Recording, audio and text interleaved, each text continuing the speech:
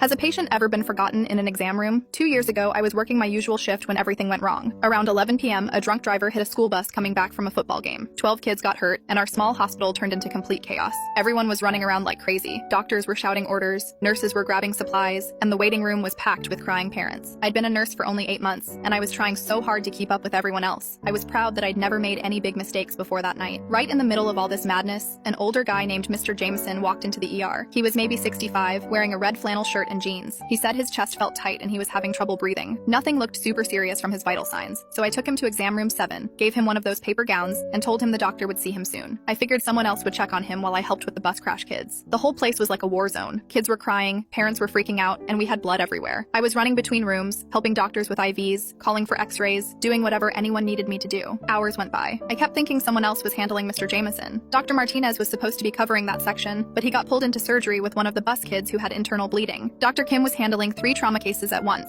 Everyone was just trying to save lives. Around 3 a.m., things finally started calming down. Most of the kids were stable, and a few had been transferred to the bigger hospital downtown. That's when I realized I hadn't seen any notes about Mr. Jameson in the computer system. No discharge papers, no treatment notes, nothing. My heart started racing as I walked toward room 7. The lights were still on, but it was completely quiet. When I opened the door, Mr. Jameson was sitting in the same chair where I'd left him 4 hours earlier. His head was tilted back, and his mouth was open. For a second, I thought maybe he was just sleeping, but when I touched his shoulder, his skin was cold, really cold. I checked for a pulse on his wrist, then his neck. Nothing. He was gone. I hit the code button and started screaming for help. Dr. Martinez came running in with 2 other nurses. We tried CPR for 20 minutes, but it was way too late. The monitor showed a flat line the whole time. Mr. Jameson had been dead for hours while I was helping other patients. Later, we found out from the security cameras that he'd tried to press his call button around 1 a.m., but it had fallen behind the chair, and he couldn't reach it. The footage showed him trying to stand up twice, but he was too weak. The second time, he just collapsed back into the chair and never moved again. The hospital called it a system failure. Too many patients, not enough staff, emergency situation. They said it wasn't anyone's specific fault, but I knew better. I was supposed to check on him. I was the last person to see him alive, and I just forgot about him. 3 weeks later, I got the courage to visit his daughter Amy. I expected her to scream at me, maybe even hit me. I brought flowers from the grocery store and practiced what I was going to say in my car for an hour before knocking on her door. When she opened it, I just started crying and told her everything. How sorry I was, how I'd never forgive myself, how her dad deserved better. But instead of being angry, she started crying too and hugged me. She said, "Dad had 3 heart attacks before this one. He always told me that when his time came, he hoped he'd be somewhere warm with people who cared about helping others. He wouldn't want you to blame yourself." Then she invited me in for coffee and showed me pictures of him from when he was younger. But here's the thing that really messed me up. Amy told me that her dad had been coming to our hospital for 15 years. He always requested the night shift because he said the nurses were nicer and had more time to talk. He'd specifically asked for me that night because I'd helped his neighbor's kid a few months earlier, and the neighbor had told him I was gentle and kind. He came to our hospital that night because he trusted us. He trusted me, and I let him die alone in a room for 4 hours. Now I check every single room before my shift ends, even if it's not my patient. I've found 2 people who were forgotten since then, and both times I probably saved their lives.